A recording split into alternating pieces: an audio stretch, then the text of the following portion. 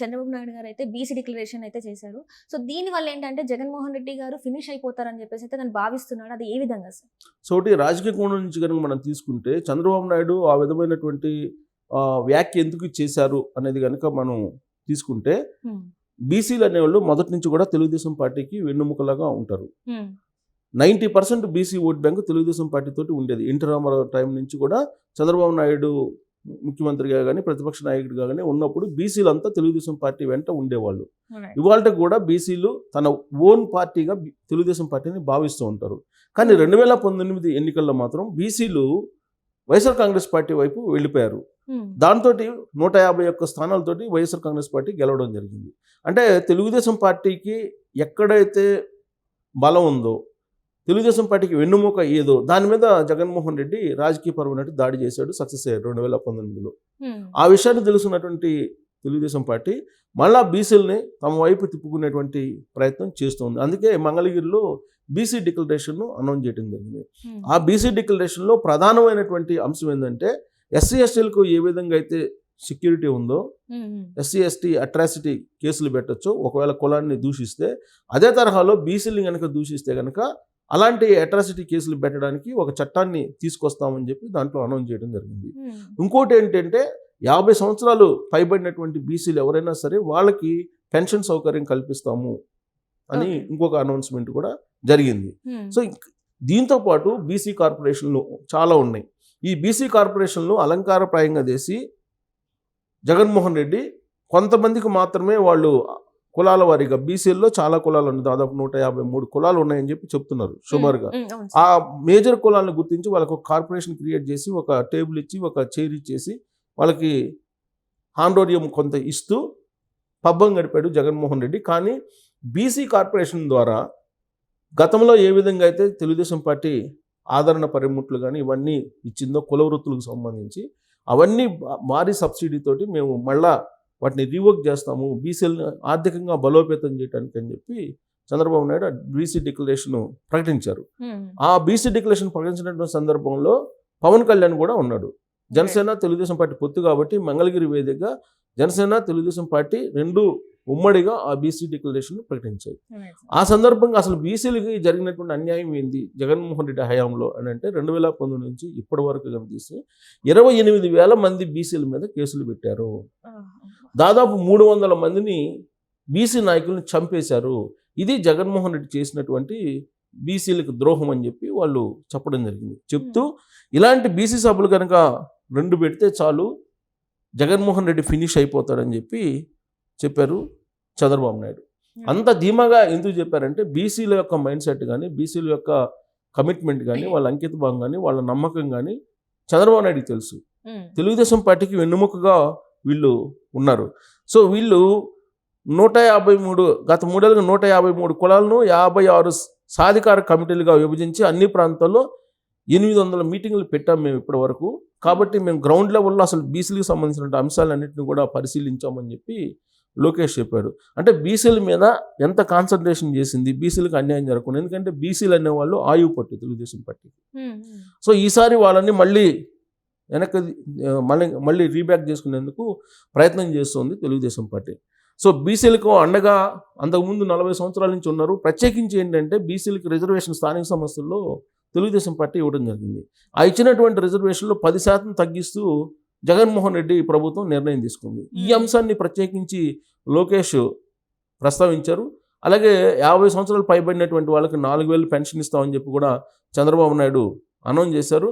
So కాబట్టి బీసీలు అనేవాళ్ళు మళ్ళీ రీబ్యాక్ అయ్యారు అనేటువంటి నమ్మకంతో వైఎస్ఆర్ కాంగ్రెస్ పార్టీ ఫినిష్ అనేటువంటి నమ్మకంతో చంద్రబాబు నాయుడు ఉన్నాడు. చట్టసభల్లో బీసీలకి 33% రిజర్వేషన్లు ఇవ్వడానికి పోరాటం చేస్తామని చెప్పి చెప్పారు.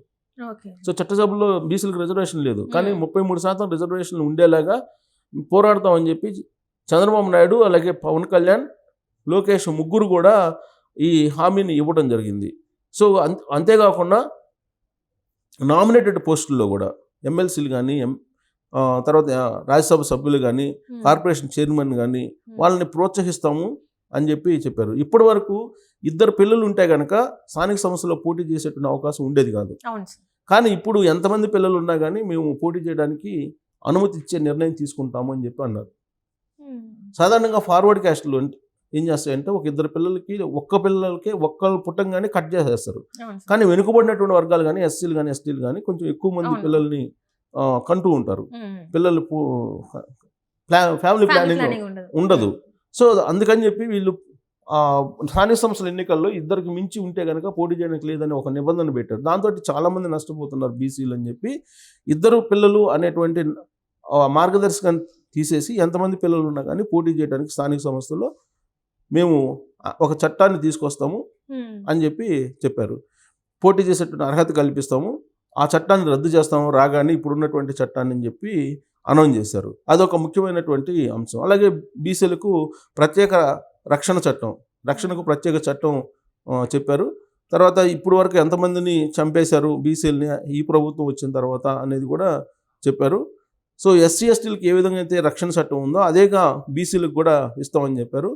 సో 5 ఏళ్లలో 10,000 కోట్ల రూపాయలు కేటాయిస్తాం, రాబోయేటువంటి 5 ఏళ్లలో 10,000 కోట్లు కేటాయిస్తామని చెప్పి అనౌన్స్ చేశారు బీసీలకు ఓన్లీ.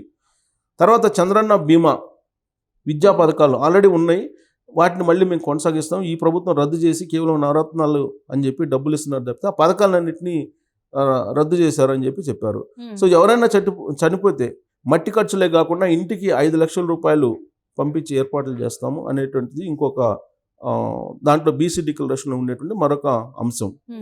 అలాగే చంద్రన్న బీమా కింద 10 లక్షల రూపాయల వరకు ఇస్తామని చెప్పి చెప్పారు. పెళ్లి కానుక మళ్ళీ ప్రారంభిస్తాము, ఆల్రెడీ పెళ్లి కానుక ఉంది, అవన్నీ పోయినాయి, పథకాలన్నీ పోయినాయి. గతంలో ఉండేటువంటి పథకాలు కొన్ని వందల పథకాలు రద్దు చేసేసి కేవలం నవరత్నాల రూపంలో డబ్బులు ఇస్తున్నారు జగన్మోహన్ రెడ్డి. సో అందుకే మళ్ళీ ఆ పథకాలన్నింటినీ మేము మళ్ళీ అమలు చేస్తామని చెప్పారు. పెళ్లి చేసుకుంటే బీసీలు ఆ దంపతులకి 1,00,000 రూపాయలు ఇచ్చేటువంటి దాన్ని ప్రకటించారు. శాశ్వత కుల ధృవీకరణ పత్రాలు కూడా ఇస్తామని చెప్పి చెప్పారు. సో వాళ్ళలో అనేక రకాలు ఉన్నారు, 153 రకాలు ఉన్నారు. దాంట్లో యాదవులు, వడ్డెరలు, ఇలా రకరకాలు, కురుబ, ఇటు రకరకాలు ఉన్నారు. సో వడ్డెర అంటే ఎస్పెషల్లీ చేతి వృత్తులు రాళ్ళు కొడుతుంటారు, వాళ్ళకి అలాంటి వాళ్ళకి హక్కు ఉండేది, ఇప్పుడు హక్కు పోగొట్టారు. సో వడ్డెరల్ని ఎస్టీలుగా చేర్చాలని పోరాటం చేస్తున్నారు ఇప్పుడు వాళ్ళు, దాన్ని కూడా పరిశీలిస్తామని చెప్పి చెప్పారు. సో మత్స్యకారులకి ఇప్పుడున్నటువంటి జీవో 217 అనేది రద్దు చేస్తామని చెప్పి చెప్పారు. చేనేతలకు జీఎస్టీ తొలగిస్తామని చెప్పారు. కుమ్మరి, మేదర, గీత కార్మికులు, వాల్మీకి బోయ, ఎంబీసీ, దాసరి, బొందిలి, తూర్పుకాపు, గాండ్ల, సగర, జంగం ఇలా అన్ని రకాలు చాలా ఉన్నాయి. 153 రకాలు ఉన్నాయి. అన్నిటికీ కులాల వారీగా మేము న్యాయం చేస్తాము అని చెప్పి చెప్పడం జరిగింది. సో ఇక్కడ ఇప్పుడు జగన్మోహన్ రెడ్డి ఏం చేశాడు అని అంటే కనుక, జగన్మోహన్ రెడ్డి చేసింది వెనుకబడిన వర్గాలను ఊచకోత కోసాడు. 18 మంది బీసీ నేతల్ని ఆయన చంపారు. సో అలా మొత్తం లిస్ట్ అవుట్ చేసేసి 28,000 మంది మీద కేసు పెట్టారు. 300 మందిని ఎవరైతే కార్యకర్తలు కానీ నేతలు కానీ చంపేశారని చెప్పి చెప్పడం జరిగింది. దీంతోపాటు అధికారంలో రాగానే టిట్కో ఇళ్ళ సంబంధించి బీసీలకు కూడా కేటాయిస్తామని చెప్పి చెప్పారు. ఇన్ని హామీలు ఇచ్చిన తర్వాత చంద్రబాబు నాయుడు ఏమి సూచిస్తున్నాడంటే, ఇలాంటి సభలు 2 పెట్టి ఈ స్కీములు కనుక ప్రజల్లోకి బలంగా తీసుకెళ్ళగలిగితే వైఎస్ఆర్ కాంగ్రెస్ పార్టీ ఫినిష్ అవుతుందని చెప్పి చంద్రబాబు నాయుడు భావిస్తున్నారు. 2019లో ఎన్నికల్లో ఎందుకు నష్టపోయింది తెలుగుదేశం పార్టీ అంటే, అగ్రవర్ణ పేదలకు 10% రిజర్వేషన్ నరేంద్ర మోడీ ప్రకటిస్తే దాంట్లో 5% మేము కాపులకు ఇస్తామని చెప్పి అనౌన్స్ చేశారు. దాంతో బీసీలంతా రివర్స్ అయ్యి వైఎస్ఆర్ కాంగ్రెస్ పార్టీకి వెళ్ళిపోయారు. సో ఇప్పుడు వాళ్ళందరినీ మళ్ళీ తిరిగి తెలుగుదేశం పార్టీలోకి తీసుకొచ్చేటువంటి ప్రయత్నం చంద్రబాబు నాయుడు ప్రారంభించాడు మంగళగిరి వేదికగా. ఇలాంటి 2 సభలు పెడతానని చెప్పి కూడా అనౌన్స్ చేశారు.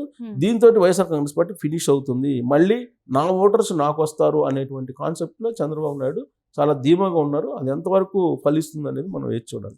Right, thank you so much sir.